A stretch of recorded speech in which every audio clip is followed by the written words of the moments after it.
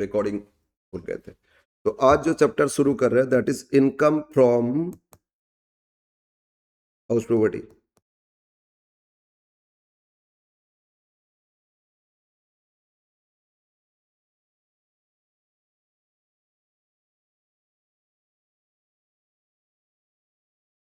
Chapter से 10 या 15 maximum 10 marks expect कर सकते हो, मैक्सिमम 15 मार्क्स आपको क्वेश्चन मिल सकता है।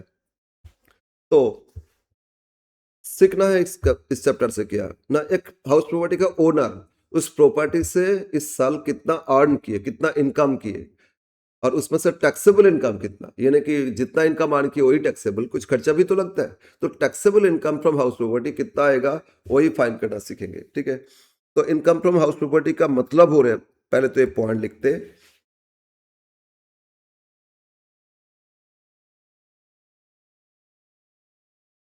Income earn by owner, earn by owner of property from house, अपना हाउस से कितना इनकम अर्न किया owner during the previous year, always assessment year में देखेंगे प्रीवियस ईयर कितना अर्न किए, during the previous year,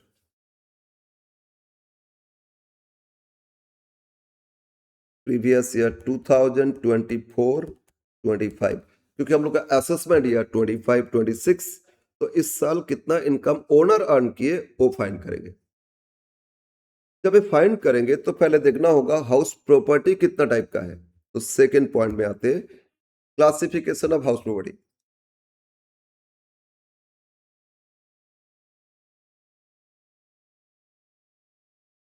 classification of house property, ऐसे तो दो प्रकार का बताया गया, लेकिन अल्टीमेटली देखा जाए दो नहीं बहुत सारे हो सकता है। तो कितना टाइप का हाउस प्रॉपर्टी होगा, मान लो एक house property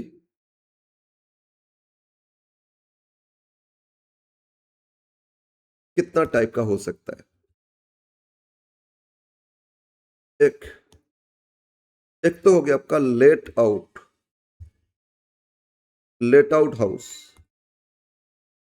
late out house मतलब होता है जो हाउस मैंने भाड़ा पे दे दिए, मतलब रेंटेड टू टेनेंट, टेनेंट जो भाड़ाटिया उनको ओनर क्या किए भाड़ा पे दिए। अगर भाड़ा पे दिए तो जो रेंट इनकम हो रहे हैं वो लेट आउट हाउस बोल के दिखा जाएगा। लेट आउट मतलब भाड़ा पे देना। तो फर्स्ट नेचर का हाउस देख लिए, एक क्लासिफाई किया कि क्या होता है लेट आउट, भाड़ा पे देना। Second self occupied, self occupied मतलब अपना रहने का, अपना ही घर है, अपना फ्लैट है, हम खुद रहते, तो ये आपका सेल्फ ऑक्युपाइड हाउस।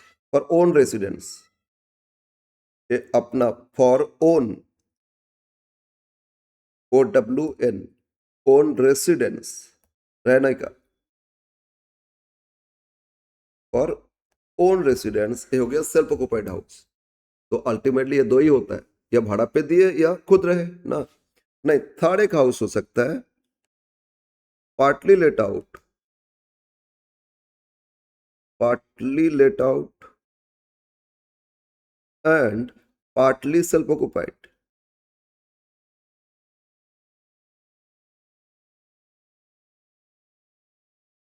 एक ही बिल्डिंग दो फ्लोर है, ग्राउंड फ्लोर भाड़ा पे दिए, फर्स्ट फ्लोर खुद मालिक रहते, तो क्या हो गया आपका एक ही बिल्डिंग के अंदर एक पार्ट लेट आउट हो गया और एक पार्ट सेल्फ ऑक्युपाइड हो गया। तो ultimately let out part let out हो जाएगा, सेल्फ सेल्फ ऑक्युपाइड, तो ये दोनों कैटेगरी में ही आता है, बट क्लासिफिकेशन में इतना लिख सकते हो। तो एक पार्ट अपना यूज हो रहा है, दूसरा पार्ट क्या हो रहा है बोलो, दूसरा पार्ट भाड़ा पे दे दिए, एक ही बिल्डिंग है लेकिन, ये हो गया part let out. Fourth fourth हो रहा है deem to be let out, DEEMED, deemed to be let out. मतलब क्या होता है एक्चुअली, लेट आउट तो नहीं, भाड़ा पे तो नहीं दिए, खुद अपना ही यूज कर रहे हैं, लेकिन टैक्स अथॉरिटी कुछ रूल्स लगा है कि अगर ऐसा सिचुएशन आया तो उसको लेट आउट ही मानोगे। आप खुद सेल्फ ऑक्युपाइड कर रहे हो फिर भी उसको लेट आउट मानना होगा। कब ये कंडीशन लगेगा हम लोग आगे देखेंगे। तो deem to be let out मतलब माना गया, मतलब assume the actual property is self occupied but as per tax rule treated as let out. Self occupied house, self occupied house treated as let out as per tax rule, as per tax rule। Tax rule बोलते हैं नहीं, ये आपको self occupied तो कर रहे हो लेकिन इसको सेल्फ ऑक्युपाइड नहीं मानना, इसको आप लेट आउट ही मान के चलना। क्यों कंडीशन ऐसा दिए, कुछ रीजंस है, जरूर एकदम लॉजिकल रीजंस है। तो टैक्स अथॉरिटी ये बोला है इनकम टैक्स में, अगर कोई आदमी, कोई पर्सन मतलब इंडिविजुअल या कोई और हो, HUF हो, व्हाटसोएवर, वो अगर एक दो से ज्यादा हाउस सेल्फ ऑक्युपाइड कर रहे हैं, उनका मतलब 3 जगह अलग अलग, कलकत्ता में एक हाउस है, मुंबई में एक हाउस है, दिल्ली में हाउस है, किसी को भाड़ा पे नहीं दिए, सब हम कभी मुंबई जाते रहते, कभी दिल्ली जाते, तो ऐसे डिफरेंट एरिया में रहते कभी कभी, लेकिन किसी हाउस को भाड़ा पे नहीं दिए, तो तभी क्या हो गया, तीनों हाउस तो सेल्फ ऑक्युपाइड हो गया ना। तो टैक्स अथॉरिटीज में एक रूल लगा है, अगर ज्यादा से ज्यादा 2 हाउस सेल्फ ऑक्युपाइड माना जाएगा, उससे ज्यादा नहीं। तो अगर 3 हाउस आपका सेल्फ ऑक्युपाइड है, कोई भी 2 आपका सेल्फ ऑक्युपाइड माना जाएगा और थर्ड हाउस को है तो सेल्फ ऑक्युपाइड माना जाएगा लेट आउट। तो मोर देन 2 हाउस अगर सेल्फ ऑक्युपाइड है तो जो एक्स्ट्रा 2 से छोड़ के जितना एक्स्ट्रा हाउस है उसको क्या मानोगे, deem to be let out. तो actual self occupied but tax authority उसको बोल रहे हैं वो लेट आउट मान के इनकम कैलकुलेशन करके आप इनकम दिखाओगे। ठीक है, तो एक बार रूल लिख लेते हैं। तो मोर देन 2 हाउस अगर सेल्फ ऑक्युपाइड है तो जो एक्सेस हाउस है, 2 से जितना ज्यादा है सेल्फ ऑक्युपाइड हाउस, और क्या हो जाएगा, डिम्ड। तो more than 2 self occupied houses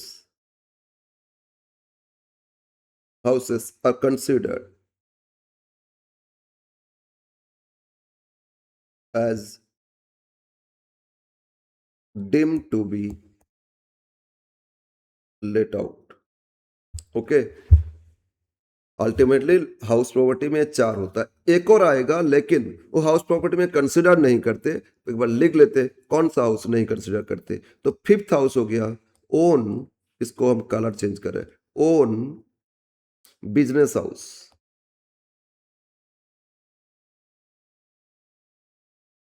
अपना ही हाउस है लेकिन उसमें अपना बिजनेस चलाते, एक कमर्शियल हाउस है मेरा और उसमें हम खुद बिजनेस करते, तो अपना ही बिजनेस हाउस, इसको लेकिन है क्लासिफिकेशन में तो आ रहा है लेकिन ये आपका हाउस प्रॉपर्टी इनकम में नहीं आएगा।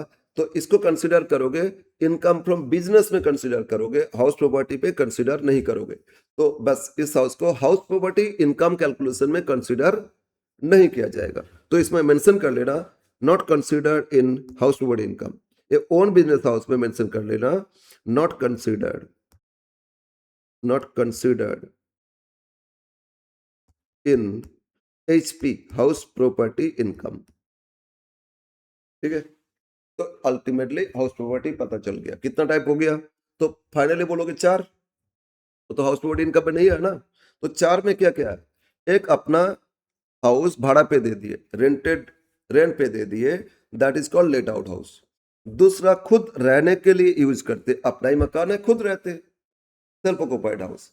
अपना ही एक मकान है लेकिन एक पार्ट लेट आउट किए, एक पार्ट सेल्फ ऑक्युपाइड किए, एक पार्ट में रहते, एक फ्लोर में रहते, या उस बिल्डिंग में 5 फ्लैट है, मेरा ये बिल्डिंग इसमें 5 फ्लैट है, एक फ्लैट हम अपना रहने के लिए लिए और बाकी फ्लैट क्या किए, हम भाड़ा पे दे दिए। तो क्या हो गया, partly let out and partly self occupied. और नेक्स्ट बोल रहे deem to be let out, house तो एक्चुअली सेल्फ ऑक्युपाइड है लेकिन 2 से ज्यादा अगर सेल्फ ऑक्युपाइड हाउस रहेगा, तो 2 से जितना एक्स्ट्रा है, अगर 10 आपका हाउस है, 10 ही सेल्फ ऑक्युपाइड रखोगे तो आपको कोई भी 2 माना जाएगा सेल्फ ऑक्युपाइड, बाकी 8 लेट आउट ही माना जाएगा, है self occupied but as per tax rule माना जाएगा लेट आउट। तो that is called deem to be let out. तो ये हो गया क्लासिफिकेशन। ओके, अब जब कैलकुलेशन करोगे तो उसमें देखोगे 2 वे है, एक तो सेल्फ ऑक्यूपाइड का कंसेप्ट है और एक लेट आउट का कंसेप्ट, क्योंकि जो पार्टली लेट आउट, मान लो एक बिल्डिंग में दो फ्लैट है, एक फ्लैट लेट आउट, एक सेल्फ ऑक्यूपाइड, तो लेट आउट जो फ्लैट है उसको लेट आउट रूल से फाइंड करेंगे, और जो सेल्फ ऑक्यूपाइड है उसका सेल्फ ऑक्यूपाइड रूल से कैलकुलेशन करेंगे, और जो deem to be let out house है उसको लेट आउट के हिसाब से ही तो कैलकुलेशन करेंगे। मतलब दो से ज्यादा, तीन मेरा हाउस है, तीनों सेल्फ ऑक्यूपाइड है, तो थर्ड हाउस उसको डिम टू बी माना गया तो उसको लेट आउट का ही रूल से फाइंड करेंगे, ठीक है ना। तो बस जब कैलकुलेशन करेंगे taxable income from house property, उसमें दो कंसेप्ट लगाएंगे, एक लेट आउट का कंसेप्ट, दूसरा सेल्फ ऑक्यूपाइड का कंसेप्ट। यस, वो स्टूडेंट्स ज्वाइन किए? हेलो, बोलो, समझ में आया? ओके, तो ये तो कैलकुलेशन करेगा, ओनर कैलकुलेशन करेंगे। अब एक बार ओनर का थोड़ा सा डिटेल्स में आते, ओनर किसको माना जाएगा? तो नेक्स्ट पॉइंट लिखो, third point, owner of house property.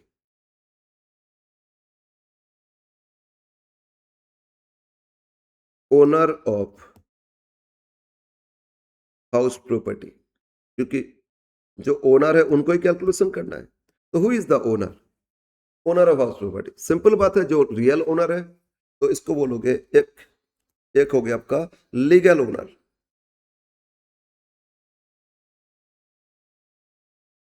And what do you mean by legal owner?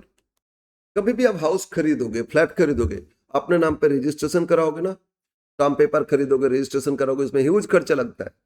तो जिनके नाम पे वो स्टाम्प पेपर में रजिस्ट्रेशन है, वो आदमी, वो पर्सन हो गया लीगल ओनर, ठीक है। तो हाउस जिनके नाम पे रजिस्टर्ड है, हाउस रजिस्टर्ड, द पर्सन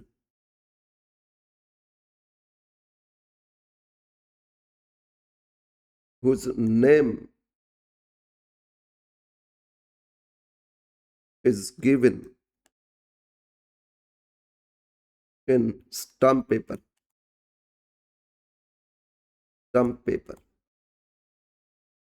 या रजिस्ट्रेशन पेपर।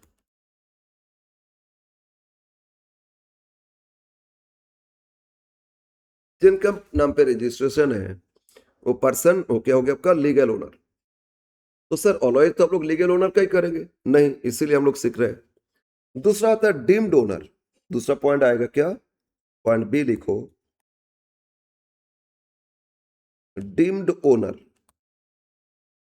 सर डीम्ड मतलब क्या है? डीम मतलब माना जा रहा है, जैसे यहां बोलो deem to be let out, self occupied है लेकिन माना गया टैक्स के हिसाब से लेट आउट। इसी तरह डीम्ड ओनर मतलब क्या है? लीगल ओनर तो नहीं है, लेकिन टैक्स अथॉरिटी बोल रहे नहीं इनको भी ओनर मानो। इसमें चार पांच है कंडीशन है, कोऑपरेटिव में क्या होगा, और फिर आपका रिलेटिव के नाम पे ट्रांसफर करेंगे तो उसमें क्या रूल्स है। फिर आपका कभी भी होता है ऐसा कि जो पर्सन है उसका कोई लीगल, मतलब किसी पर्सन का डेथ हो गया, उनका माइनर चिल्ड्रन है, उनके नाम पे ट्रांसफर नहीं था, तो उनका जो केयर टेकर होगा ना, कोई अदर पर्सन भी हो सकता है, वो भी हो सकता है, बट मेनली जो क्वेश्चन पे देगा, अगर थ्योरी पूछ रहे तो स्टडी मेट से देख लेना, लेकिन यहाँ हम सिर्फ दो चीज लिखेंगे, इसको ध्यान में रखोगे। तो डीम्ड ओनर इसमें किसको माना जाएगा? एक, actually the person is not the real owner but treated as owner as per tax rule, उसको बोलोगे deemed owner. The person is not a legal owner but treated as owner, treated as owner as per tax rule। तो tax rule में कुछ बताया गया, इस तरह condition में इनको माना जाएगा डीम्ड ओनर, तो उनको भी वही हाउस बॉडी का इनकम कैलकुलेशन करना है, ठीक है। कभी ऐसा हो सकता है मेरा हाउस का इनकम आप कैलकुलेशन करोगे? जनरली नहीं होना चाहिए, ठीक है, तो इसलिए लीगल ओनर ही होता है, बट इसमें कुछ केसेस है। तो कुछ केसेस हम लिख रहे हैं, दो केसेस, इसको ध्यान में रखना, क्वेश्चन में यही देता है ज्यादा। फर्स्ट केस हो रहा है, इफ प्रॉपर्टी ट्रांसफर, ट्रांसफर मतलब यहां विदाउट कंसिडरेशन, ट्रांसफर मतलब गिफ्ट हो रहे हैं, गिफ्टेड, ठीक है, transfer to spouse without consideration, without consideration. अगर मैंने प्रॉपर्टी ट्रांसफर कर दिए किसके नाम पे, स्पाउस के नाम पे, और उस पर कोई कंसिडरेशन नहीं मिला, बेच नहीं रहे, मतलब गिफ्ट किए। अगर मैंने अपना प्रॉपर्टी, मैंने मेरा स्पाउस मतलब हस्बैंड के लिए वाइफ और वाइफ के लिए हस्बैंड, तो मैंने मैंने अपना वाइफ के नाम पे एक हाउस, मेरे नाम पे 2-3 हाउस था, एक हाउस अब क्या किए उनके नाम पे ट्रांसफर कर दिए, गिफ्ट कर दिए। तो इस केस में इनकम टैक्स अथॉरिटी मेरा वाइफ को नहीं पकड़ेगा। इनकम टैक्स अथॉरिटी बोलेगा अरे तो आप गिफ्ट किए थे तो आप ही को टैक्स पे करना है। तो मतलब जो ट्रांसफरर, उनको माना जाएगा डीम्ड ओनर और उनको ही टैक्स पे करना है। जब ट्रांसफर कर दिए तो एक्चुअल लीगल ओनर तो मेरा वाइफ हो गया ना। तो इस केस में लेकिन लीगल ओनर नहीं देखोगे, जो ट्रांसफरर जो गिफ्ट किए थे उनको माना जाएगा। क्या माना जाएगा? Deemed owner. और ट्रांसफरर को ही इसमें कैलकुलेशन करना है। तो and the transferor is treated as the property gifted to spouse without consideration. The transferor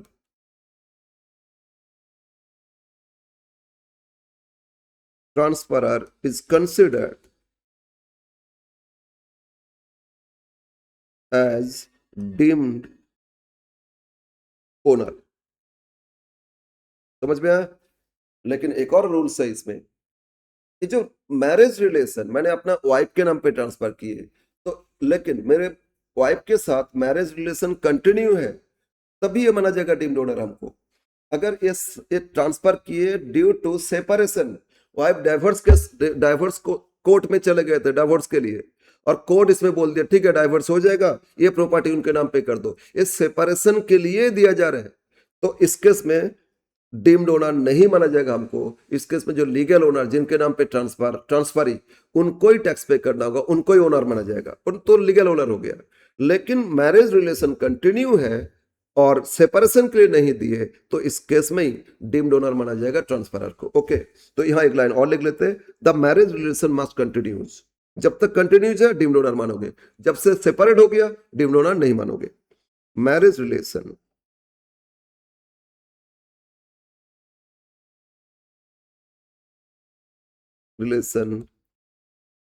must continues.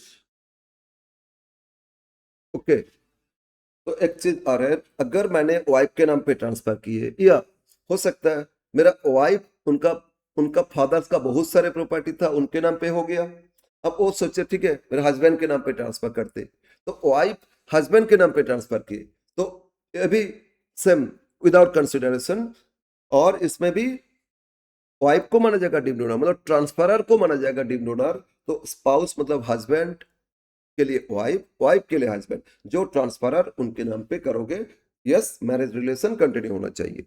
अब आते सेकेंड, एक और एग्जांपल, अगर प्रॉपर्टी ट्रांसफर की हुई, गिफ्ट किए to minor children, minor children, marriage अगर मैरिड डॉटर हो गया तो नहीं होगा, मैरिड हो गया तो माइनर होने से मैरिज तो नहीं कर सकते ना, लेकिन इंडिया में देखोगे हो जाता है ना। तो अगर ऐसा शादी हो गया तो उस केस में प्रॉपर्टी तो नहीं मानेंगे। अदरवाइज माइनर चिल्ड्रन के नाम पे अगर ट्रांसफर करेंगे, गिफ्ट करेंगे, तो इस केस में भी जो ट्रांसफरर उनको माना जाएगा, क्या माना जाएगा? Deemed owner. की property transfer to minor children,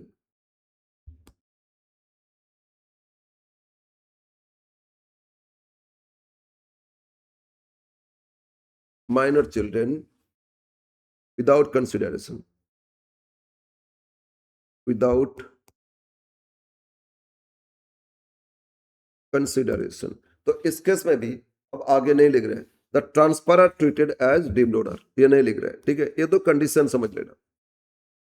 अब माइनर चिल्ड्रन जब तक माइनर रहेगा तो डीम्ड ओनर हमको माना जाएगा, मैंने ट्रांसफर किए, ठीक है, गिफ्ट किए, तो तब तक हमको माना जाएगा। लेकिन जिस दिन से माइनॉरिटी से मेजोरिटी वोटिंग राइट आ जाएगा, उस दिन से फिर डीम्ड ओनर कंसेप्ट खत्म हो जाएगा। और एक चीज, शादी हुआ था हस्बैंड वाइफ में, अब वाइफ का सेपरेशन हो गया, और लेकिन हस्बैंड उनका माइनर चिल्ड्रन के नाम पे गिफ्ट कर दिए थे, और माइनर चिल्ड्रन मम्मी के पास चले गए एज ए कस्टोडी, तो क्या इस केस में हस्बैंड जो ट्रांसफर किए थे, मतलब लड़का या लड़की का जो पापा उन्होंने गिफ्ट किए थे, उनको माना जाएगा डीम्ड डोनर? हाँ, उनको ही माना जाएगा डीम्ड डोनर। अगर उनका मम्मी क्लेम नहीं कर रहे हैं कि नहीं अब हम से कस्टडी में है तो हम इसके लिए डीम्ड डोनर हमको माना जाए, टैक्स अथॉरिटी में वो अप्लाई जब तक नहीं कर रहे हैं तब तक, क्योंकि सेपरेशन वाइफ के साथ होता है, चिल्ड्रन के साथ थोड़ी होता है। हाँ, कस्टडी में है, कहीं पे रहता है, ठीक है, लेकिन चिल्ड्रन का रिलेशन एज इट इज रहता है, इसीलिए इसमें सिर्फ माइनॉरिटी देखोगे, किसके साथ रहते वो मैटर नहीं करेगा। यस, ये दो याद रखो, अब बाकी याद नहीं रखोगे चलेगा। तो डीम्ड डोनर में एक कंडीशन हो सकता है, तो इस केस में भी डीम्ड डोनर मान के उनका टैक्स लायबिलिटी कैलकुलेशन किया जाएगा। ओके, तो हम लोग दो चीज सीखे, अब सीखेंगे डायरेक्ट कैलकुलेशन। कैसे कैलकुलेशन होगा हाउस प्रॉपर्टी इनकम, और यही फॉर्मेट में इंपॉर्टेंट है। तो पॉइंट नंबर थर्ड लिखो, सॉरी पॉइंट थर्ड था, फर्स्ट पॉइंट क्या था? डेफिनेशन, सेकंड क्लासिफिकेशन, थर्ड लिखे थे ओनर, अब लिखते point four, format of computation of house property income, format of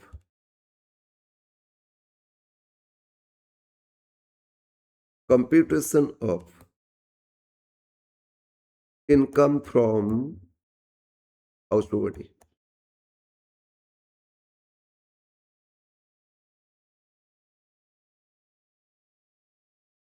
format of computation of income from house property. तो इस कैलकुलस, हाँ बोलो बोलो बोलो।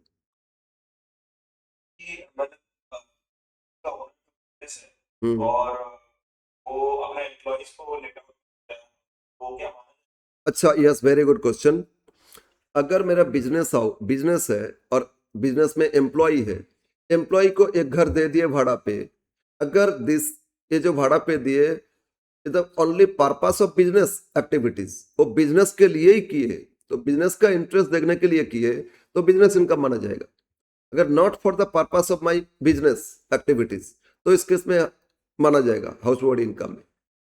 ऑब्वियसली रेंट पे दिए, ठीक है, जो मतलब किस पर्पस के लिए दिए देखना होगा। ये अगर अपना बिजनेस का ही बेनिफिट के लिए दिए, बिजनेस के लिए, sole interest for business only, तो इस केस में वो बिजनेस इनकम का पार्ट हो जाएगा, हाउस प्रॉपर्टी में नहीं आएगा। क्लियर है आप? ओके ओके, अब आ जाते हैं हम लोग कैलकुलेशन करेंगे कि हाउस प्रॉपर्टी का इनकम कैसे करोगे। जब कैलकुलेशन करोगे तो ये जो इतना क्लासिफाई किए थे इतना नहीं देखना, इसमें लेट आउट का एक रूल्स और एक क्या है, सेल्फ ऑक्युपाइड का रूल, ये दो रूल के हिसाब से देखना है। तो लिखते हैं आप, कैसे लिखेंगे? फर्स्ट ये फॉर्मेट में लिखोगे, computation of income from house property, computation of income from house property of mister या missus whatever who is the owner, उनका नाम लिख लोगे, नाम, for the assessment year, assessment year, हम लोग का असेसमेंट ईयर 25-26 है, और relating to previous year, actually कर रहे तो प्रीवियस ईयर का, प्रीवियस ईयर 2024-25। ओके, अभी जो मैंने रूल बता रहा है ये ओल्ड रिजिम का, बाय डिफॉल्ट आप लोग का न्यू रिजिम फॉलो होगा, लेकिन कोई ओल्ड रिजिम करना चाहे तो ओल्ड रिजिम भी फॉलो कर सकते हैं। एक्चुअली ओल्ड सीख लेंगे, इसके बाद न्यू रिजिम इजी हो जाएगा, वहां से कुछ रिलीफ दिया गया कुछ कैलकुलेशन में, तो ओल्ड में क्या रिलीफ है ओल्ड पहले सीख लेंगे, इसके बाद न्यू में क्या रिलीफ है न्यू रिजिम में, वो हम लोग आगे देख लेंगे, उसको छोड़ के न्यू रिजिम में आ जाएगा कैलकुलेशन। ओके, और नेक्स्ट ईयर से टैक्स में टोटली चेंज हो रहा है, वहां फिर न्यू रिजिम में रहेगा, ओल्ड रिजिम चला जाएगा। हम लोग राइट साइड 3 कॉलम करेंगे,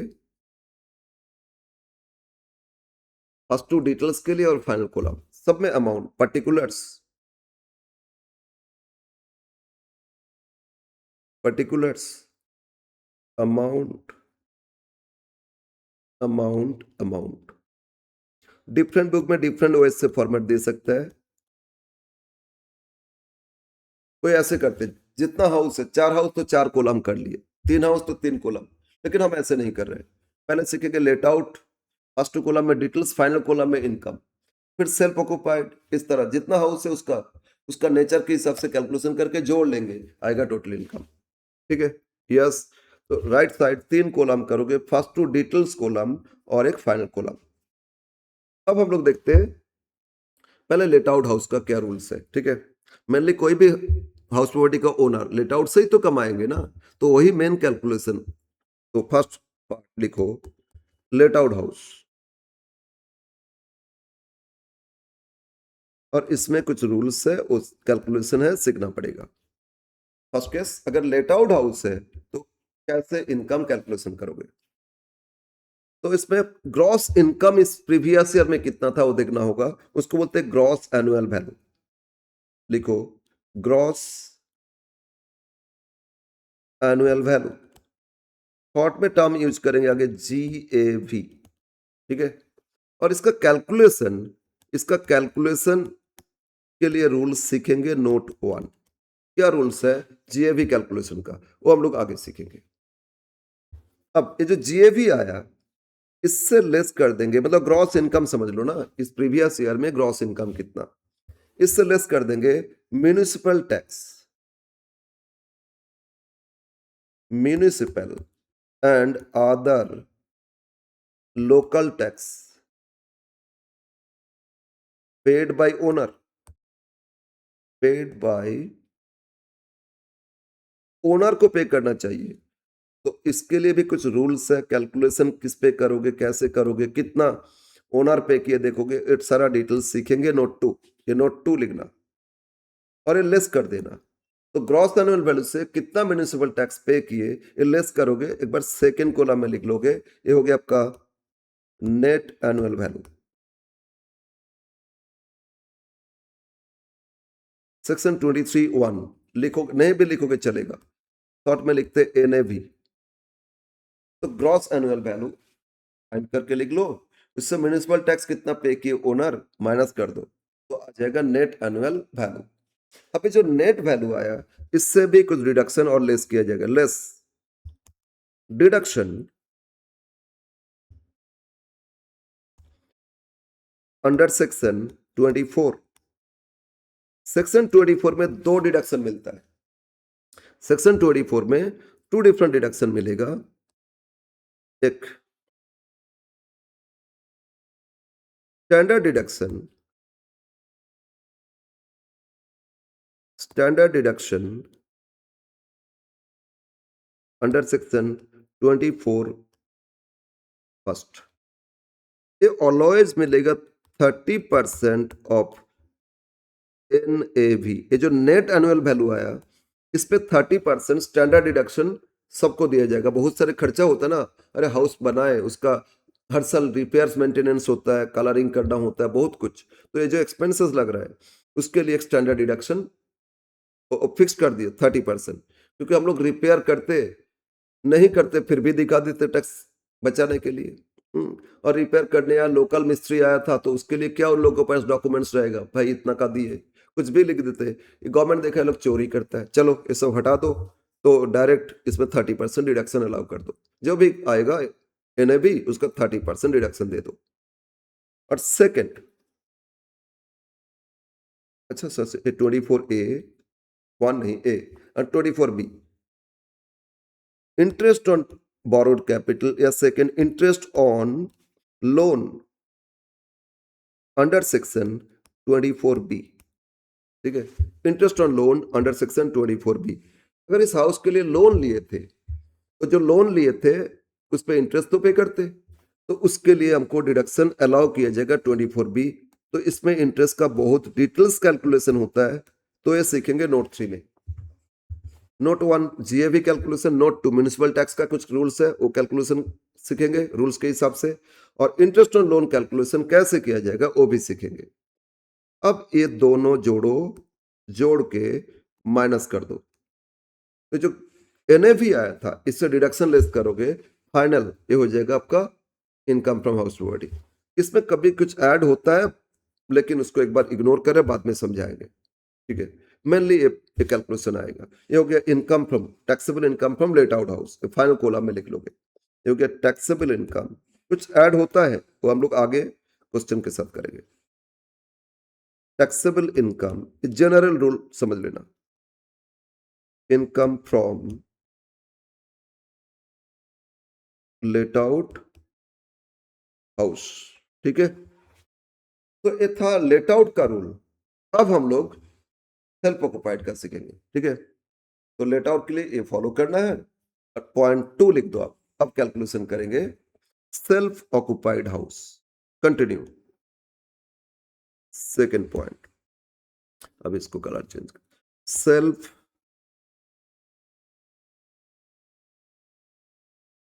ऑक्युपाइड हाउस, ठीक है। तो बोलो अपना घर, अपना खुद रहने का, तो इसमें इनकम क्या, जीरो है, इनकम तो हो ही नहीं सकता है। तो ग्रॉस एनुअल वैल्यू इसमें नील। फिर म्यूनिसिपल टैक्स भी पे किए, लेकिन उसमें भी डिडक्शन नहीं मिलेगा, तो डायरेक्ट नेट एनुअल वैल्यू नील लिख लेते। ग्रॉस से कोई मतलब ही नहीं है, म्यूनिसिपल टैक्स पे किए नहीं किए उससे कोई मतलब नहीं है। तो इसमें नेट एनुअल वैल्यू से स्टार्ट करोगे, तो लिखो नेट एनुअल वैल्यू। इसमें ग्रॉस देखना ही नहीं है, नेट एनुअल वैल्यू या एनएवी। अगर सेक्शन लिखेंगे, अंडर सेक्शन 23(2) इधर ए और बी, सेकेंड कॉलम में लिख दो नील, क्योंकि इनकम होता ही नहीं, ठीक है। ग्रॉस से नहीं देखोगे, नेट नील करोगे, तो ग्रॉस म्युनिसिपल टैक्स वो सब देखना ही नहीं इसमें। अब इससे डिडक्शन बोलो, नेट से क्या डिडक्शन किए थे। अगर लेट आउट है तो दो डिडक्शन था, तो स्टैंडर्ड डिडक्शन था और सेकंड था इंटरेस्ट ऑन लोन। तो स्टैंडर्ड डिडक्शन 30% नेट पे मिलता है। अब नेट जब नील है तो 30% करो 100% करो तो नील ही आएगा ना। तो standard deduction let self occupied में मिलेगा ही नहीं, समझ में ना। स्टैंडर्ड डिडक्शन सिर्फ लेट आउट में ही मिलेगा आपको 30%, लेकिन सेल्फ ऑक्युपाइड में जब एनएवी नील हो गया और एनएवी पे 30% तो जीरो ही आएगा ना, तो इग्नोर इट। तो सिर्फ interest on loan deduction less करोगे। इंटरेस्ट ऑन लोन,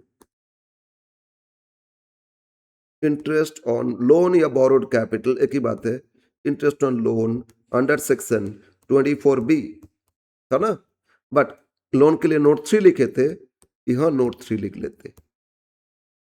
इंटरेस्ट का कैलकुलेशन सीखेंगे और इससे नील से माइनस कर देंगे। तो जीरो से कुछ माइनस करोगे तो नेगेटिव इनकम आएगा, ऑब्वियस बात है। सेल्फ ऑक्युपाइड में तो लॉस ही आएगा ना, तो जो बैलेंस आ गया वो हो गया आपका नेगेटिव इनकम। तो ये हो गया लिखोगे income from self occupied but negative मतलब लॉस। इनकम फ्रॉम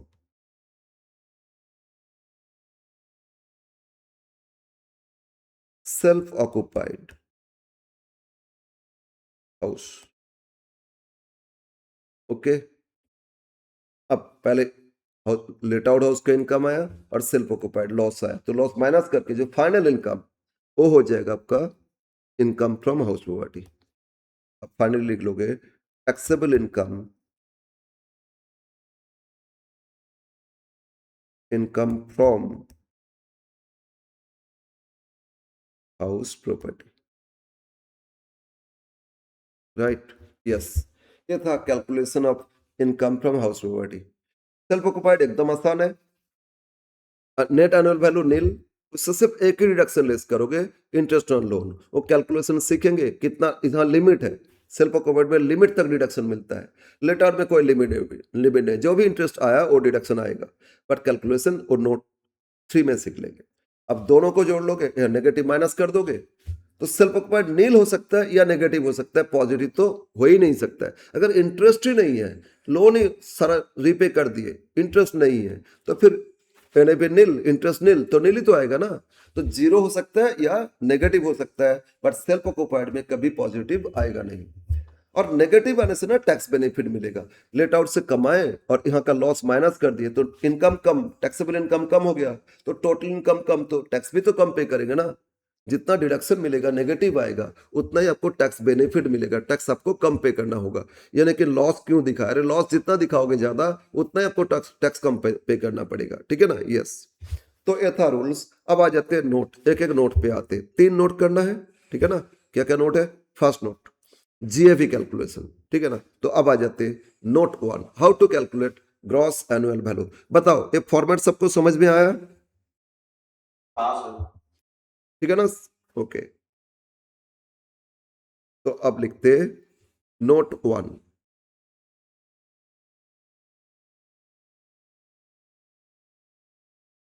कैलकुलेशन करेंगे ग्रॉस एनुअल वैल्यू, शॉर्ट में जीएवी। ग्रॉस एनुअल के लिए कुछ स्टेप फॉलो करेंगे। डिफरेंट बुक में डिफरेंट वे से दिया है, हम एक स्टेप के हिसाब से समझा रहे हैं, बट अल्टीमेट आंसर तो वही आएगा। तो फर्स्ट स्टेप, स्टेप 1, ये बहुत इंपॉर्टेंट है। ये और इंटरेस्ट ऑन लोन, ये दो ठीक से सीख लिए तो बस आपका हाउस प्रॉपर्टी हो ही गया, समझ लो। फर्स्ट स्टेप, फाइंड करोगे फाइंड करोगे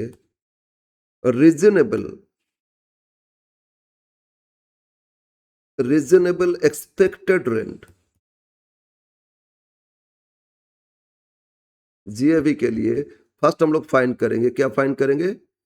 रीजनेबल एक्सपेक्टेड रेंट, शॉर्ट में बोलते RER, or reasonable expected rent, RER। तो हम लोग देखेंगे एक हाउस से कितना हम एक्सपेक्ट कर सकते हैं रीजनेबली, ठीक है ना। तो रीजनेबल लॉ लॉ के हिसाब से हम कितना एक्सपेक्ट कर सकते हैं, इनकम टैक्स एक्ट में बता दिया, इसको इस तरह करोगे, उसके हिसाब से कितना हम एक्सपेक्ट कर सकते हैं वो हम फाइंड करेंगे। तो रीजनेबल RER के लिए तीन चीज देखोगे, और तीन चीज देखोगे और उसमें कैसे आएगा देखो, पहले समझो। एक, फाइंड करोगे gross municipal value, gross municipal value, short में GMV। ये फिर ग्रॉस म्यूनिसिपल वैल्यू कैलकुलेशन होता है, ये नीचे हम एक एस्टोरिक मार्क दे देते हैं, वो नीचे समझाएंगे कैसे फाइंड करोगे ग्रॉस म्यूनिसिपल वैल्यू, ठीक है। दूसरा, फेयर रेंट, दूसरा is fair rent. Fair rent मतलब होता है similar type house same area में है, उसका रेंट कितना, एनुअल रेंट, एनुअल। तो यहां लिख लेते एक बार, एनुअल, एनुअल, क्योंकि इनकम तो ईयरली कर रहे हैं। Annual rent from similar house, similar house at same locality, same locality. अगर कलकत्ता तो सेम कोलकाता में अगर सिमिलर हाउस है, सेम लोकेलिटी, ठीक है। तो इसको बोलते हैं एनुअल रेंट, सॉरी इसको बोलते हैं फेयर रेंट। और थर्ड एक और वैल्यू देखेंगे, that is called standard rent. Third is standard rent, standard rent. फिर स्टैंडर्ड रेंट क्या होता है? हर स्टेट में ना एक rent control authority, rent control board रहता है, कोर्ट में रहता है, ठीक है। और रेंट कंट्रोल अथॉरिटी का काम क्या है? डिस्प्यूट जितना उसको लेके रेंट कंट्रोल में जब कोर्ट में जाते तो उसी में जाते हैं रेंट कंट्रोल अथॉरिटी के पास, और उन लोगों ने भी एक वैल्यूएशन करता है, उन लोगों ने भी वैल्यूएशन करते, उसको बोलते हैं स्टैंडर्ड रेंट। और ये लिमिट है, इससे ज्यादा आप एक्सपेक्ट नहीं कर सकते हो, एक्सपेक्टेशन आपका इससे ज्यादा नहीं हो सकता है।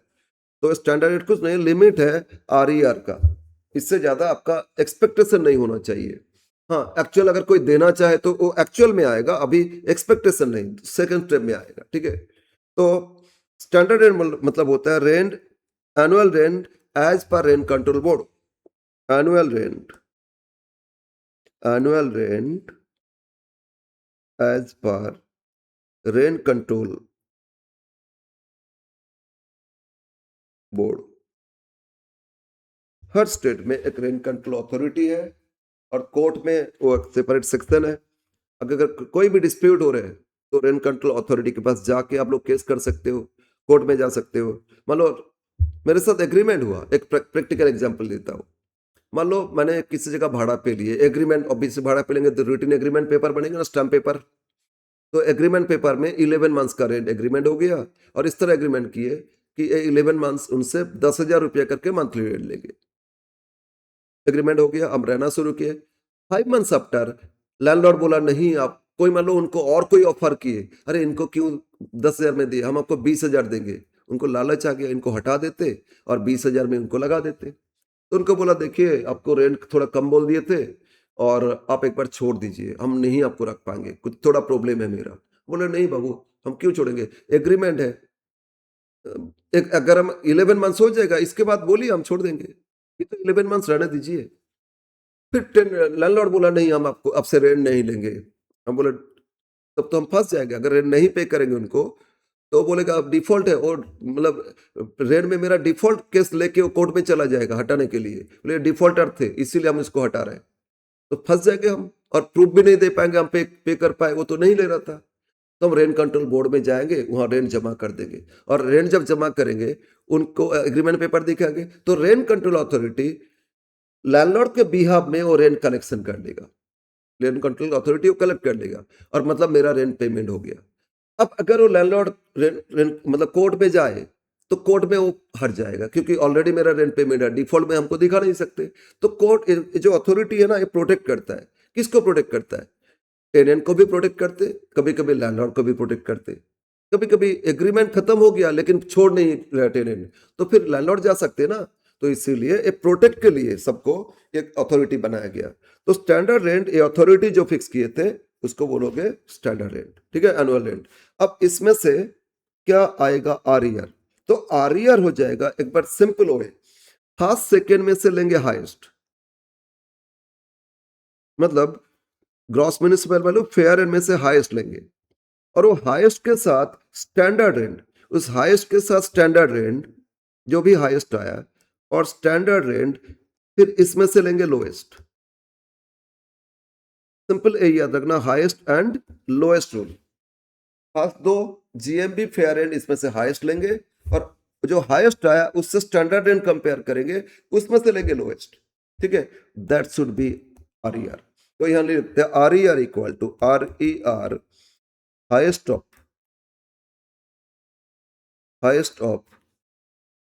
1 and 2, फर्स्ट और सेकेंड का हाईएस्ट, सब्जेक्ट टू, इस तरह भी लिख सकते हो, सब्जेक्ट टू मैक्सिमम ऑफ 3, या हाईएस्ट लोएस्ट, ये ध्यान में रखना एकदम। तो ये हो जाएगा आपका, क्या मिलेगा आपको, रीजनेबल एक्सपेक्टेड रेंट, ठीक है, yes.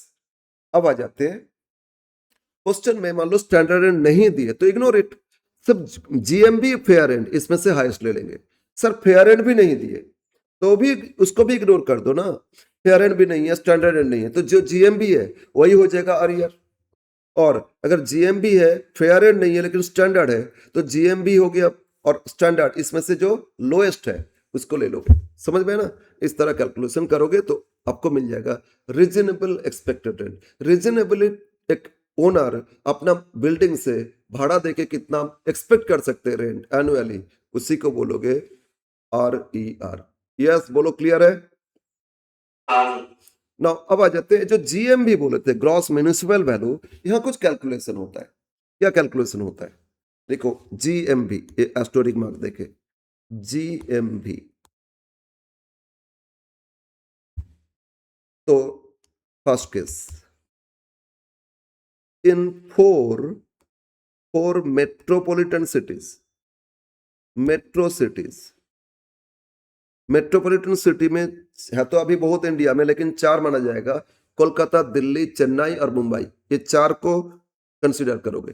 4 metro cities, that is Delhi, Mumbai, Chennai and Kolkata. ये 4 मेट्रोपॉलिटन सिटी के लिए कुछ रूल्स है, और बाकी सब जगह, बाकी इस 4 को छोड़ दो, बाकी ऑल ओवर इंडिया, बाकी कहीं पे भी हो जाए, या विलेज में हो तो कुछ कहीं पे भी हो जाए, उस केस में कुछ और रूल है। तो क्या रूल्स है 4 मेट्रोपॉलिटन सिटी में ना, net municipal value, net municipal value, short में एनएमवी, एनएमवी, एनएवी नहीं, नेट म्युनिसिपल वैल्यू। सर ये होता क्या, बताएंगे, पहले एक बार लिखो। अगर नेट वैल्यू दे दिया तो ग्रॉस फाइंड करोगे, बोल दिया ग्रॉस म्युनिसिपल वैल्यू कोलकाता का इतना है तो फिर वही ग्रॉस है। अगर नहीं दिया तो कैलकुलेशन कैसे करोगे? नेट म्युनिसिपल वैल्यू और इसमें ऐड करोगे, service charges,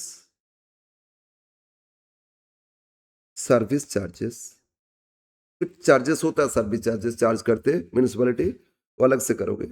service charges is certain percentage on NMB. Service charges net municipal value पे ही कैलकुलेशन होता है, ये जोड़ लेना। जोड़ के आएगा adjusted municipal value.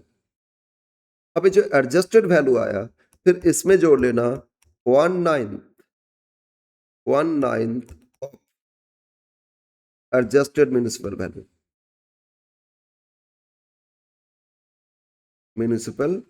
Value AMV। ये जो एडजस्टेड इसका 1/9 मतलब डिवाइड बाय 9 करोगे वो वैल्यू मिलेगा, 1/9 ही ऐड करोगे, रूल से। और सॉरी, इसको ऐड कर लेना तो आ जाएगा आपका gross municipal value, GMV, gross municipal value. तो अगर 4 में, हाँ बोलो बोलो, बस उसी को करोगे, उसमें कैलकुलेशन नहीं करना, समझ में ना। बट हाँ, ग्रॉस नहीं दे रहे हैं तो इस केस में देखोगे कहाँ है हाउस, ये 4 मेट्रोपॉलिटन में है तो ये कैलकुलेशन करोगे। सर नेट म्युनिसिपल वैल्यू होता क्या, एक बार लिख लेते नीचे और एक एग्जांपल भी लेंगे तो क्लियर हो जाएगा। एनएमवी का मतलब क्या होता है? अच्छा बोलो, एक बार एकदम प्रैक्टिकली समझते। मैंने एक फ्लैट खरीदे, तो जब खरीदे तो हम म्युनिसिपैलिटी में जाके रजिस्ट्रेशन कराएंगे या नहीं? कोर्ट में जाके करेंगे, स्टैम्प पेपर लेके आएंगे, इसके बाद म्युनिसिपैलिटी पे भी करना होता है, ठीक है ना। तो म्युनिसिपैलिटी पे भी रजिस्ट्रेशन कराना होता है। और म्युनिसिपैलिटी में क्यों रजिस्ट्रेशन कराना जरूरी है? नहीं तो इलीगल बता देगा, म्युनिसिपैलिटी तोड़ के चला जाएगा। क्योंकि सैंक्शन तो सबसे पहले म्युनिसिपैलिटी देता है ना, अगर बिल्डिंग बनाया गया था तो म्युनिसिपैलिटी देता है। तो इसीलिए म्युनिसिपैलिटी सभी हाउस का एक वैल्यूएशन करते। क्यों सर? म्युनिसिपैलिटी वैल्यूएशन करके क्या करेगा? अरे म्युनिसिपैलिटी जो टैक्स लेता है, अदर चार्जेस लेता है, क्या सबसे इक्वल वैल्यू लेंगे? एक मल्टी स्टोरेड बिल्डिंग बनाए और मेरा सिर्फ एक फ्लोर का एक 2 बेडरूम, एक किचन, ये सब का घर है, क्या सबका टैक्स इक्वल आएगा? सबका चार्जेस इक्वल आएगा? नहीं। तो उसका वैल्यूएशन करेंगे ना। तो इसीलिए म्युनिसिपल टैक्स पर्पस के लिए, अदर चार्जेस के लिए एक वैल्यूएशन करते और दैट वैल्यू वो एनुअली बेसिस पे वैल्यूएशन करते और उस वैल्यू को बोलते नेट म्युनिसिपल वैल्यू। वो सारा कैलकुलेशन नेट पे होता है। The value the annual the NMB का मतलब the annual value of house valued by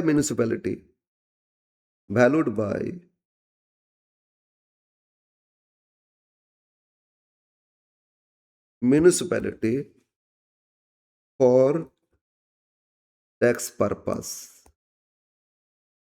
municipality को टैक्स लेना है, म्यूनिसिपल टैक्स लेता है ना, किससे लेंगे? ओनर से लेंगे। तो ओनर का हाउस का वैल्यूएशन उन लोगों ने करते और उसी बेसिस पे एनुअल टैक्स आता है, ठीक है ना। और ये अगर वैल्यूएशन नहीं है तो टैक्स आप आपसे कैसे लेंगे? तो इसीलिए ये जो वैल्यूएशन, उसके लिए क्या क्या वैल्यू होता है? म्यूनिसिपल वैल्यू देता है, नेट। तो क्वेश्चन में नेट बोल दिए तो समझ लेना नेट वैल्यू है। इसको और एक नाम से जानते, it is also called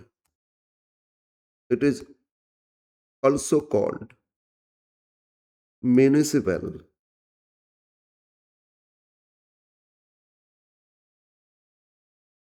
लेटेबल value. कभी कभी बोल देता है लेटेबल वैल्यू इतना है, ठीक है। और कभी कभी ऐसे बोलते हैं for tax purpose municipality valued the house at ₹24 lakh. तो मतलब वो आपका नेट वैल्यू है, टैक्स पर्पस के लिए बोल दिया मतलब नेट वैल्यू है। अब नेट दे दिए तो नेट दे दिए मतलब नेट के साथ सर्विस चार्जेस फिर है तो जोड़ोगे, एडजस्टेड आएगा, और फिर 19 जोड़ोगे तो ग्रॉस आएगा। अब सर सर्विस चार्जेस नहीं है तो जो नेट वैल्यू है वही एडजस्टेड हो जाएगा, 19 तो जोड़ना ही पड़ेगा आपको। सर्विस चार्जेस पर तो पहले सर्विस चार्जेस जोड़ोगे और इसके बाद 19 जोड़ोगे आएगा ग्रॉस, सर्विस नहीं है तो नेट इक्वल टू एडजस्टेड, उसी पे 19 जोड़ोगे तो ग्रॉस। क्लियर है? अब बोलो क्लियर है? Okay okay. तो अब हम लोग इसमें एक एग्जाम्पल लेते इसको कैलकुलेशन सीख लेंगे, जीएम भी कैसे कैलकुलेशन हो रहे हैं। तो एग्जाम्पल 1, फाइंड, एक एक पॉइंट सीख लो, इसके बाद टोटल इनकम कैलकुलेशन इजी हो जाएगा, रूल सीख लिए तो फिर बस हो गया। Find GMB from the following,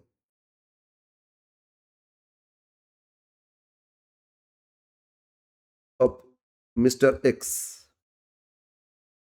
और यहां राइट साइड 3 हाउस लिख रहे हैं, राइट साइड 3 हाउस लिख रहे हैं, हाउस 1, हाउस 2 और हाउस 3। ये 3 हाउस के बारे में इंफॉर्मेशन दे रहे हैं। इंफॉर्मेशन क्या दे रहे? 1, प्लेस, तो ये हाउस है कहां, ये दे रहे हैं। हाउस 1 बोले कोलकाता, हाउस 1 है कोलकाता। हाउस 2 है हावड़ा, और हाउस 3 मान लो Siliguri. House 1 Kolkata, house 2 Howrah, house 3 Siliguri. Second, net municipal value, net municipal value Kolkata house में दिए 1,80,000, हावड़ा हाउस में दिए 60,000, सिलीगुड़ी हाउस 80,000। ठीक है। Third, service charges, service charges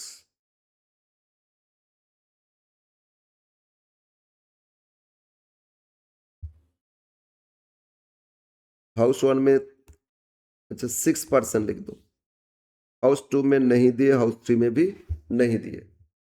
house 1 में 6%, हाउस 2 नहीं दिए, हाउस 3 भी नहीं दिए।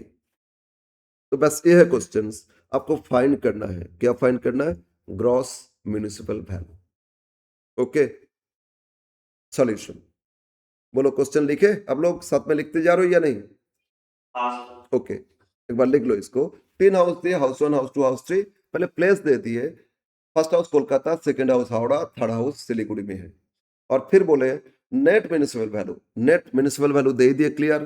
तो नेट तो ग्रॉस फाइंड करना होगा, 180, 60 एंड 80। और सर्विस चार्जेस फर्स्ट हाउस में 6% लिए। तो आपको फाइंड करना है कि इसका क्या हो सकता है, क्या हो सकता है gross municipal value. Solution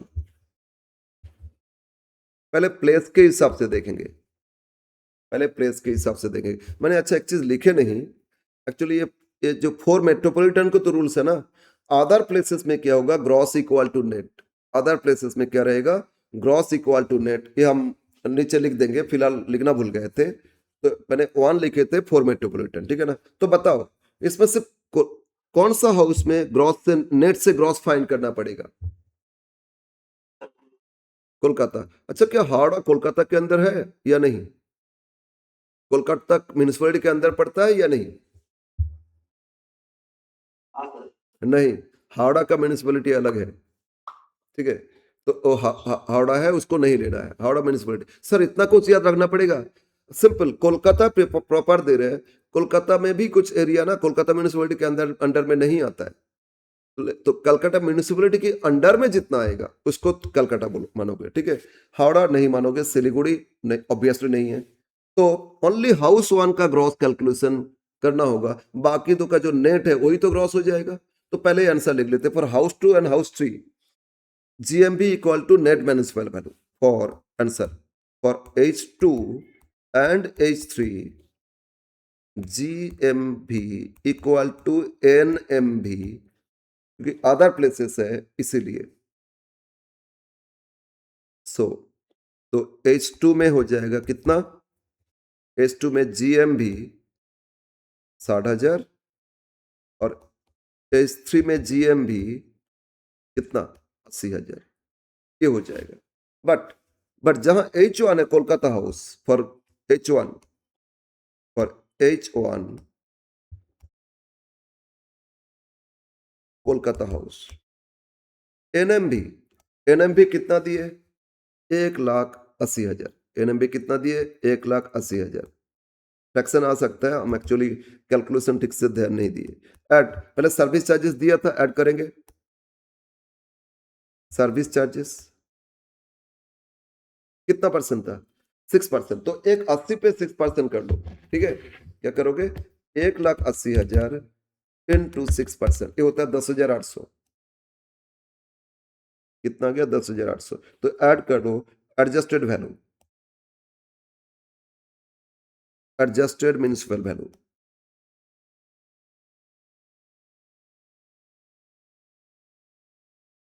adjusted municipal value 1,90,800। अब इस पे 19 जोड़ोगे, ऐड 1/9 ऑफ 1,90,800, इसको जोड़ लेना, ठीक है।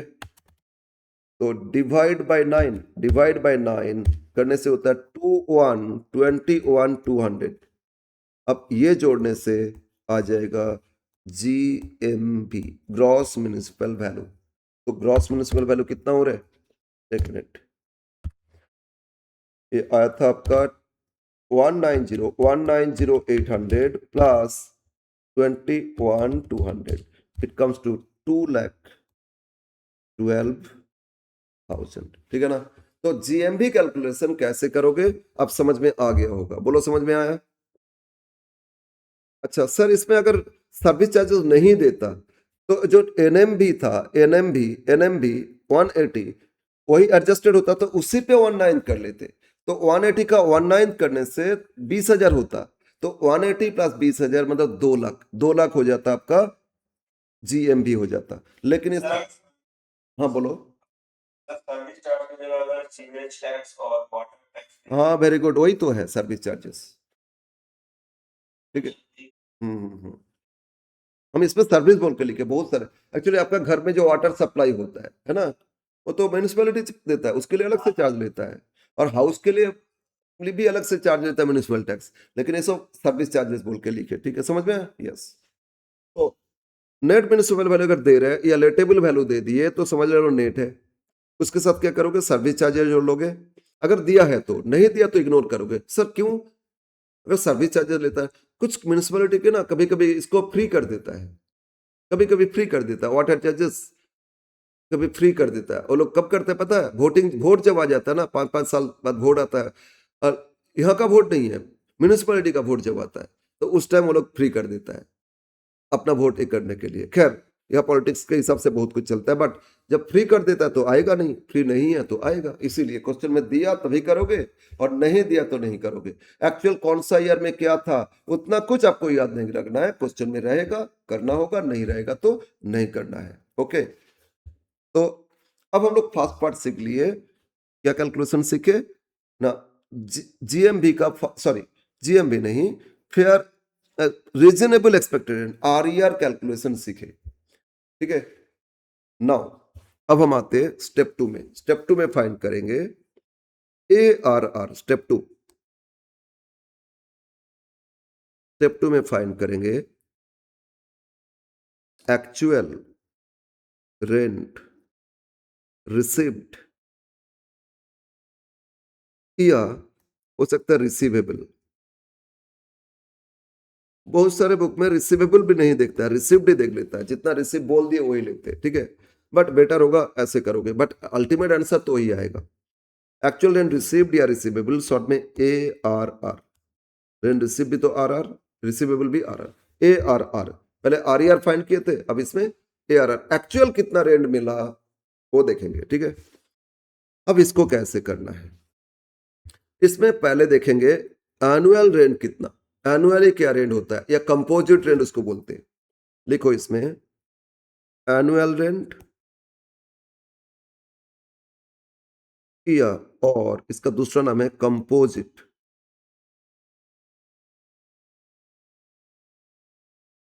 अरे कंपोजिट रेंट होता क्या, समझेंगे अभी। एनुअल रेंट या कंपोजिट रेंट, ये समझ लेना। फॉर्मूला ए लगाओगे, rent per month into 1 year क्या होता है? 12 मंथ्स। सर उसमें अगर टेनेंट बीच में छोड़ दिए थे, फिर दूसरा टेनेंट आए, तो हम लोग को वैकेंसी पीरियड है, वो आगे देखेंगे, अभी फिलहाल उसको छोड़ दो। पूरा एनुअली क्या मिलना चाहिए वो देख लो। तो rent per month into 12 months, ये हो जाएगा आपका एनुअल रेंट, या इसका दूसरा नाम क्या बोले? Composite rent. Actually composite rent में कुछ एक्स्ट्रा फैसिलिटीज भी इंक्लूड रहता है रेंट में, तो इसीलिए तब उसको एनुअल नहीं बोल के बेटर बोलोगे कंपोजिट रेंट। सर क्या क्या फैसिलिटी? उसको बोलते हैं एमिनिटीज। कुछ एमिनिटीज लैंडलॉर्ड क्या किए, रेंट के साथ ऐड करके रखे। बोले देखिए आपका ये जो घर है, हम घर भाड़ा पे लिए, बोले घर के सामने जो सीढ़ी है और सीढ़ी का जो लाइटिंग, वो तो मेरा खर्चा लगता है, आप तो घर का लाइटिंग आप रेंट पे इलेक्ट्रिक बिल पे करते हो, लेकिन सीढ़ी जो कॉमन स्पेस है उसका लाइटिंग, या उसमें उस फ्लैट अपार्टमेंट है उसमें लिफ्ट है, लिफ्ट तो सबको यूज करता है। हम लोग घर भाड़ा पे लिए, फ्लैट भाड़ा पे लिए, लेकिन लिफ्ट तो सबको यूज करते। तो लिफ्ट के लिए कुछ चार्जेस भी वो अलग से नहीं लेते, वो इस रेंट में ऐड कर लिए। देखिए मेरा घर में लिफ्ट है, कुछ तो रेंट तो एक्स्ट्रा होगा ना, रेंट में ही वो ऐड कर लिए। तो उस सबको बोलते हैं एमिनिटीज। अगर कुछ एमिनिटीज इसमें इंक्लूड है तो उसको कंपोजिट रेंट बोलोगे, ठीक है। और एमिनिटीज नहीं है तो उसको एनुअल रेंट बोलोगे। और अगर एमिनिटीज इंक्लूड है तो इसके एमिनिटीज फैसिलिटीज माइनस करोगे तो एक्चुअली घर का भाड़ा आएगा। जैसे लिफ्ट के लिए भी इसमें मान लो बोल दिए 2000 करके ऐड कर लिए, तो अगर रेंट हमसे 25,000 रुपया मंथली लेता है और बोले लिफ्ट के लिए 2000, सामने सिक्योरिटी रखे वो सब के लिए भी 3000, सब टेनेंट से कटता है ना। जब टेनेंट नहीं, मतलब आपका जो भी फ्लैट ओनर्स है उनसे कटता है, ठीक है। अगर फ्लैट आप भाड़ा पे लिए तो टेनेंट से लेते। तो ये जो टेनेंट से नहीं लेके लैंडलॉर्ड पे करता है, क्योंकि ये तो कॉमन एरिया है और लैंडलॉर्ड आपका रेंट में इंक्लूड कर ली। तो अगर रेंट में इंक्लूड है तो उसको लेस करोगे। तो लेस करोगे, क्या लेस करोगे? Amenities included in composite rent. अगर एमिनिटीज इंक्लूड है, AMENITIES, amenities included in above rent. क्या क्या एमिनिटीज में आएगा? कॉमन लाइटिंग का आएगा, सीढ़ी स्टेयर का लाइटिंग आएगा, प्लस जो क्लीनिंग होता है, कॉमन पैसेज जो क्लीन करते हैं, अपना घर के अंदर जो क्लीन होता है वो कोई और क्लीन करके जाते हैं, लेकिन जो कॉमन पैसेज क्लीन करते हैं, या आपका हो सकता है लिफ्ट है, लिफ्ट का मेंटेनेंस है, बाहर सिक्योरिटी रखे, सिक्योरिटी का खर्चा है, ठीक है ना। फिर आपका मान लो बाहर में लॉन एक, ये लॉन में गार्डन बनाए तो वो सबका खर्चा लग रहा है, ये सब सबको फैसिलिटी मिलता है। सर लोन तो भाड़ा पे नहीं लेते, लेकिन वो सब है तो उसका फैसिलिटीज तो ऐड कर लेता है ना। तो जो कुछ इंक्लूड किए रेंट में अलग से चार्ज नहीं कर रहे, तो इंक्लूड है तो लेस करोगे। अगर सेपरेटली चार्ज कर रहे हैं तो देखना नहीं हो तो एनुअल रेंट है, समझ में आया? तो ये लेस कर देना। क्या करोगे? एनुअल रेंट या कंपोजिट रेंट, उससे कुछ एमिनिटीज इंक्लूड था रेंट में तो लेस कर देना। अल्टीमेटली रेंट ऑफ हाउस आ गया, रेंट ऑफ फ्लैट आ गया। अब इससे कुछ और लेस करेंगे। क्या लेस करेंगे? अनरियलाइज रेंट लेस करेंगे। Unrealise rent of previous year, बोलो हम लोग का प्रीवियस ईयर क्या? 24, 25। सर अनरियलाइज रेंट मतलब क्या होता है ना? कुछ बैड हो गया, मतलब एक टेनेंट था 2 महीना वैकेंट, 2 महीना पे नहीं कर रहे थे, थर्ड मंथ में वो गायब हो गया और रेंट ही नहीं दिए, तो 2 महीने का रेंट मेरा लॉस हो गया ना। हम तो पूरा 12 मंथ्स का एनुअली करके रख रहे थे।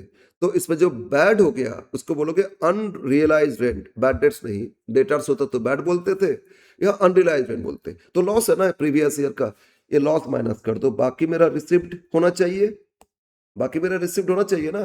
तो बाकी जो बैलेंस आया वो हो जाएगा आपका ARR, रिसिप्ट या रिसीवेबल, ठीक है। बोलो यहां तक क्लियर है? सर वैकेंसी माइनस नहीं करेंगे? वैकेंसी अभी नहीं करेंगे, अब एक स्टेप और देखेंगे। यहाँ भी वैकेंसी लेस करके कुछ बुक में करते, लेकिन हम वैकेंसी यहाँ नहीं कर रहे हैं, एक और स्टेप करेंगे हम, ठीक है। हाँ इसीलिए बोल रहे हैं डिफरेंट बुक में इसका कैलकुलेशन डिफरेंट वे से दे सकता है, बट अल्टीमेट आंसर तो वही आएगा। अब हम स्टेप 3 में जाएंगे। स्टेप 3 अब फाइंड करेंगे GAV, ग्रॉस एनुअल वैल्यू।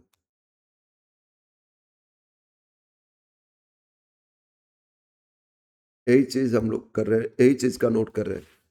कभी कभी 5 मार्क्स में ना ये सिर्फ GAV कैलकुलेशन पूछ लेता है, या सिर्फ इंटरेस्ट ऑन लोन कैलकुलेशन पूछ लेता है, तो ये कैलकुलेशन डिटेल्स ठीक से समझना।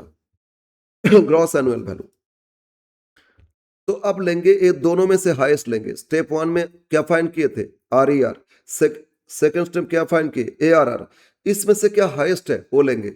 अब वैकेंसी का बात आएगा, तो पहले लिखो हाईएस्ट ऑफ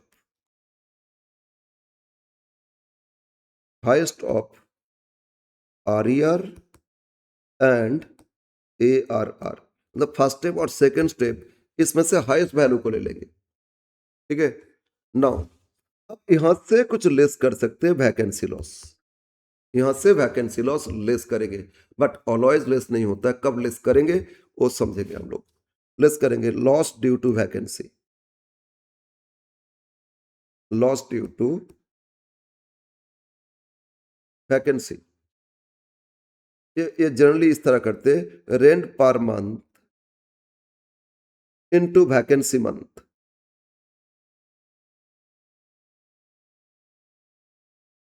मान लो एक टेनेंट छोड़ के गए, फिर 2 महीना कोई टेनेंट ही नहीं आया, फिर इसके बाद न्यू टेनेंट आ गए, तो 2 महीना वैकेंट था ना, ये जो वैकेंसी मंथ था, इसके लिए मंथली रेंट इंटू 2, इतना रेंट मेरा लॉस हो गया वैकेंसी के कारण।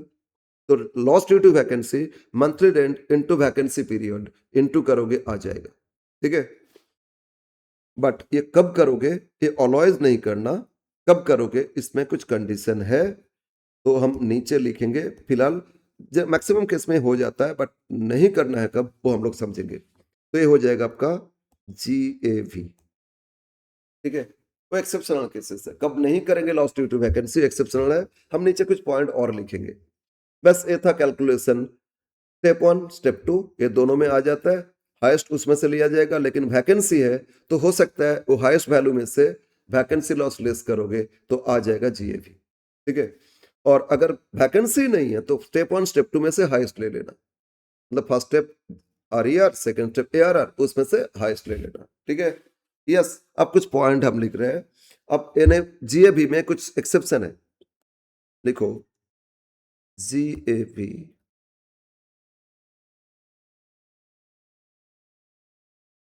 For the following cases.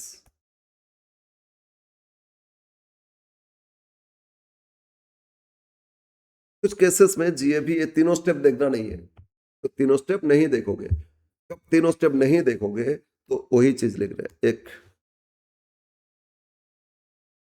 In case of deem to be let out, deem to be let out house, अगर ये house deem to be let out house है, मतलब भाड़ा पे तो नहीं दिया, एक्चुअली सेल्फ ऑक्युपाइड, तो इस केस में बोल रहे हैं, टैक्स अथॉरिटी बोल रहे हैं ओनली फर्स्ट स्टेप करोगे। फर्स्ट स्टेप क्या था, RER, है ना। ये जो फर्स्ट स्टेप किए थे, find the reasonable expected RER, ये जो आएगा यही हो जाएगा GAV।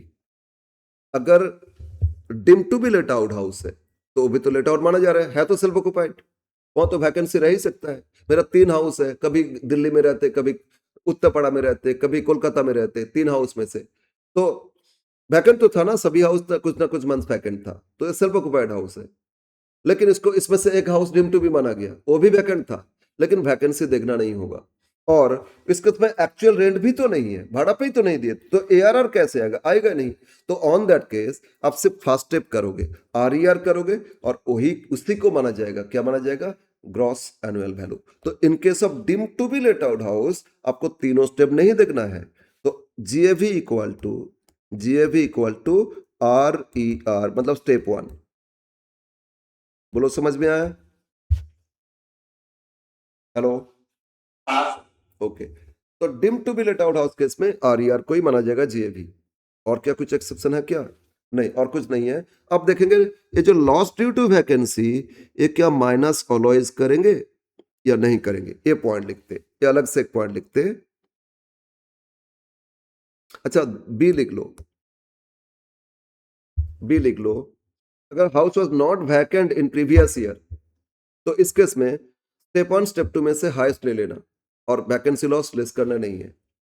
तो if house was not vacant, house was not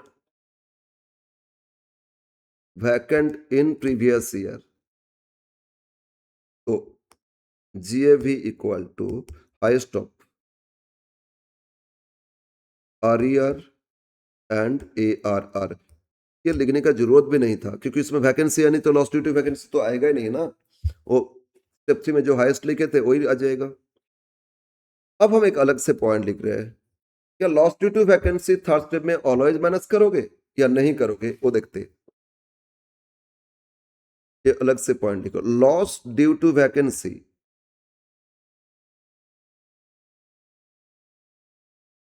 should be deducted.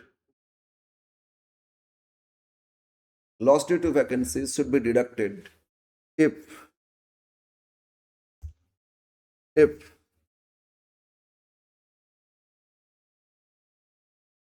ARR is greater than or equal to RER,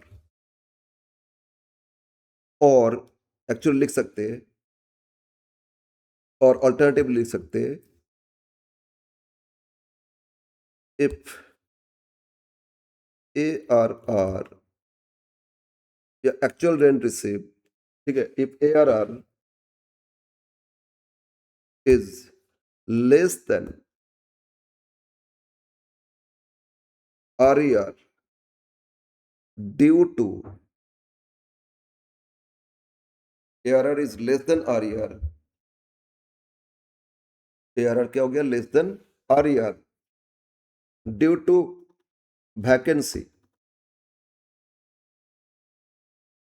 ARR is less than RER due to vacancy, तो इस case में क्या करेंगे, इस केस में loss due to vacancy is not deducted, loss due to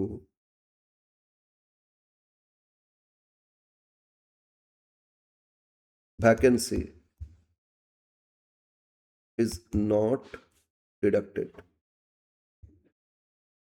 मतलब ARR greater होने से तभी डिडक्ट करेंगे वैकेंसी लॉस, और ARR बिलो हो गया, रीजन ओनली वैकेंसी के कारण लॉस पे बिलो हो रहे हैं तो हो सकता है, अदरवाइज नहीं, ठीक है। ARR is less than RER due to vacancy, okay, क्या लिखे, उल्टा लिख दिए, ड्यू टू वैकेंसी हो, ठीक, एक मिनट बाबू, if ARR is less than RER, बस ड्यू टू वैकेंसी लिखना नहीं है, if ARR is less than RER तो loss due to vacancy is not deducted, बस ये लिख लेना। ओहो, दिमाग क्या हो रहा है, यस,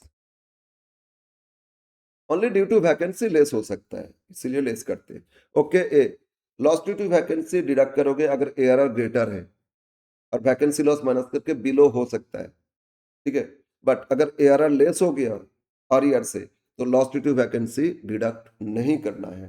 सर क्यों इस तरह बताया, एक्चुअली ना हम लोग हो सकता है रिलेटिव को भाड़ा पे दिए और भाड़ा बहुत कम ले रहे हैं, तो इसमें रीजनेबल एक्सपेक्टेड रेंट आ जाएगा और उसके हिसाब से एनुअल रेंट फाइंड किया जाएगा, और फिर वैकेंसी लॉस डिडक्ट करके तो और कम करेंगे ना, तो गवर्नमेंट इसको मतलब प्रोटेक्ट करने के लिए इनकम मतलब आर्टिफिशियली आप क्रिएट करो इनकम लेस शो करना, हो सकता है अपना रिलेटिव को भाड़ा पे दिए और भाड़ा पे दिए और उसमें वैकेंसी भी दिखाते जा रहे हो, वैकेंसी लॉस मिल सकता है ना, तो इसलिए वो अलाउ नहीं करता है, ओनली वैकेंसी के कारण प्रॉब्लम लेस होना नहीं हो सकता है, अदर रीजन के कारण नहीं होना चाहिए।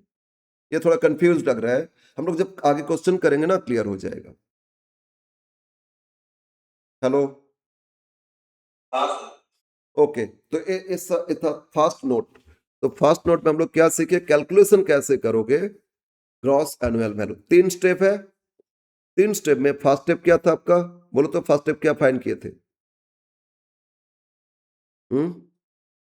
सर RER RER फाइंड करोगे, उसमें 3 वैल्यू क्या क्या देखते हैं, ग्रॉस म्युनिसिपल वैल्यू और gross municipal value, fair rent, fair rent, standard rent.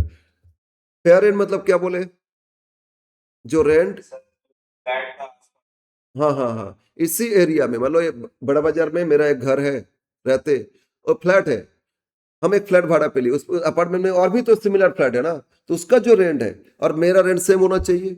अगर लैंडलॉर्ड मेरे को ज्यादा से दे रहे हैं या किसी को कम में दे रहे हैं, तो इस केस में फेयर रेंट का एप्लीकेशन कर लेगा टैक्स अथॉरिटी, उसके हिसाब से जिनको कम में दिए ना उनका ज्यादा हो जाएगा, इसीलिए अप्लाई होता है।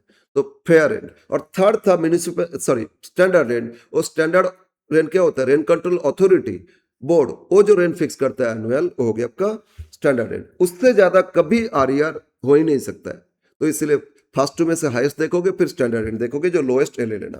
फिर सेकंड स्टेप में एक्चुअल रेंट कितना आया वो देखेंगे, एनुअल रेंट या कंपोजिट रेंट, उसमें कुछ फैसिलिटीज इंक्लूड है। हाँ, फैसिलिटीज में क्या क्या होता है? कॉमन फैसिलिटीज, जैसे बोलो ना, लाइटिंग है, कॉमन कॉमन पैसेज है, उसका लाइटिंग है, उसका क्लीनिंग है, उसका सिक्योरिटी मेंटेन करना पूरा अपार्टमेंट का, या कुछ आपका लिफ्ट है, ये सारा खर्चा जो लग रहा था, इसको बोलते हैं, क्या बोलते हैं? एमिनिटीज। अगर वो रेंट में इंक्लूड किए हैं तो उसको लेस कर देना, अगर रेंट में इंक्लूड नहीं है, सेपरेटली बिल देता है, तो फिर वो तो नहीं लेना होगा, ठीक है। और तो हो गया आपका। इसके बाद स्टेप बाय स्टेप फाइंड करोगे तो ये आ जाएगा फर्स्ट स्टेप, जीएवी कैलकुलेशन। और इससे सेपरेटली 5 मार्क्स कुछ क्वेश्चन देता है। और आज हम लोग यहीं पे रखते हैं, क्योंकि हम लोग का नेक्स्ट एक क्लास फिर टाइम आ गया, ठीक है। आज रखते हैं, नेक्स्ट डे शुरू करेंगे फिर। ठीक है सर। और नेक्स्ट क्लास है कब है बोलो तो? संडे को। हाँ, संडे। फिर कौन सा पेपर है? यही पेपर है ना? हाँ सर। हाँ, यस यस। तो आज रखते हैं क्लास।